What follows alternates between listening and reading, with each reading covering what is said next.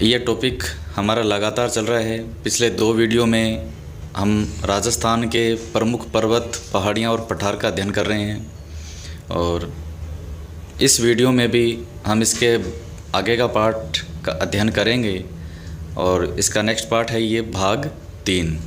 तो देखिए, इसमें तो हम बात करते हैं खादर के बारे में। देखिए, खादर क्या है? ये एक स्थानीय भाषा का नाम है खादर।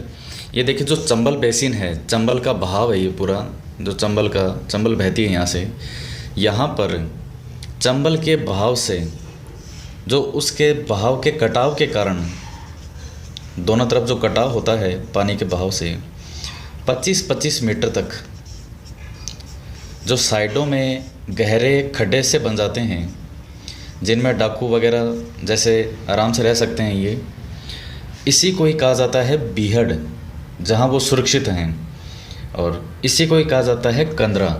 बीहड़, कंदराएँ कहाँ? चंबल बेसिन में। और सबसे ज़्यादा जो कंदराएँ हैं वो है धौलपुर में। जो इस तरह के बीहड़ हैं वो सबसे ज़्यादा धौलपुर में है। बाकी जो इधर मध्य प्रदेश का डिस्ट्रिक्ट है, भिंड, मुरैना, उन ज़िलों में ज़्यादा है। अब देखिए, इसके बाद हम बात करते हैं एक आडावल पर्वत की। देखिए, आडावल पर्वत जो है ये बूंदी में है, ये आपको याद करना पड़ेगा। बूंदी के अंदर आडावल पर्वत स्थित हैं। इसके बाद हम बात करते हैं जसवंतपुरा की पहाड़ियाँ। जसवंतपुरा के नाम से ही क्लियर है कि जसवंतपुरा की जो पहाड़ियाँ हैं, जैसे आप याद कीजिएगा जालोर में जसवंतपुरा की पहाड़ियाँ स्थित हैं, और उसी पर ही एक डोरा पर्वत, वो इन्हीं पहाड़ियों पर स्थित है। डोरा पर्वत के बारे में क्वेश्चन कई बार पूछा जा चुका है। तो ये जालोर में, और जालोर में कहाँ पर? जसवंतपुरा की पहाड़ियों पर। इसके बाद में हम बात करते हैं मेरवाड़ा की पहाड़ियाँ। देखिए, मेरवाड़ा जो है ये टाटगढ़, जो कि अजमेर का ही एक हिस्सा है, टाटगढ़ में ये पहाड़ियाँ यहाँ स्थित हैं। ये मारवाड़ के मैदान को, मारवाड़ जो इस तरफ का क्षेत्र है, पश्चिम सर का ये मारवाड़ है, और इस तरफ जो है ये मेवाड़ का क्षेत्र इसमें गिना जाएगा। तो मारवाड़ के मैदान को मेवाड़ के उच्च पठारों से अलग करने वाली जो पहाड़ियाँ हैं, इनको कहा जाता है मेरवाड़ा की पहाड़ियाँ। मेरवाड़ा की पहाड़ियाँ, मारवाड़ को ये मेवाड़ से अलग करती है। कहाँ पर स्थित है? ये टाटगढ़ के पास। इसके अतिरिक्त हम बात करते हैं आगे कि मालानी पर्वत श्रृंखला ये कहाँ स्थित है। ये आपको ध्यान में रखना है, मालानी पर्वत श्रृंखला। तो देखिए, ये जालोर से लेकर के और बाड़मेर का बालोतरा, लूणी नदी के बारे में आपने सुना होगा कि बालोतरा तक उसका पानी मीठा है, उसके बाद खारा हो जाता है, ये वही बालोतरा है। बालोतरा से जालोर का जो भाग है, इसके बीच में जो पर्वत श्रृंखला है उसे कहा जाता है मालानी पर्वत श्रृंखला। ये लूनी बेसिन का घाटी भाग माना जाता है। लूनी बेसिन से मतलब है लूनी बहती है यहाँ से। जैसे लूनी प्रमुख रूप से अजमेर से निकलेगी, नाग पहाड़ से, उसके बाद नागौर, फिर पाली, फिर जोधपुर, फिर बाड़मेर, और उसके बाद यहाँ है जालोर, और जालोर के बाद गुजरात के कच्छ के रण में वो चली जाती हैं।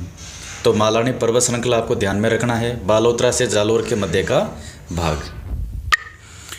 इसके बाद हम बात करते हैं कि अलवर ज़िले में बैराज और उदयपुर, बाकी आपने पहाड़ियाँ पढ़ी होगी। इसके अतिरिक्त ये वो क्वेश्चन हैं जो कभी ना कभी आरपीएससी के किसी न किसी एग्ज़ाम में आए हुए हैं, और आज आपके सामने मैं जो भी मैटर आपके सामने रख रहा हूँ वीडियो के माध्यम से, ये एग्ज़ाम के दृष्टिकोण से बहुत महत्वपूर्ण है। ये या तो कहीं ना कहीं क्वेश्चन आए हुए हैं या इनके आने की संभावना है। तो ये बेसिक जानकारी है जो आपको इनके नाम के बारे में पता होनी चाहिए। तो बैराज व उदयनाथ ये अलवर के अंदर पहाड़ियाँ हैं। इसके अतिरिक्त एक नाम आता है बरखान। तो देखिए, रेगिस्तान के अंदर ये बाड़मेर, जैसलमेर, ये जो पूरा रेगिस्तान वाला इलाका है, यहाँ पर जो अर्धचंद्राकार टीले हैं, उन अर्धचंद्राकार टीलों को बरखान कहा जाता है। इसके अतिरिक्त एक नाम आता है धरियन। धरियन ये होता है कि ये भी एक स्थानीय नाम है, यहाँ के जो लोग हैं वो इसका प्रयोग करते हैं धरियन का।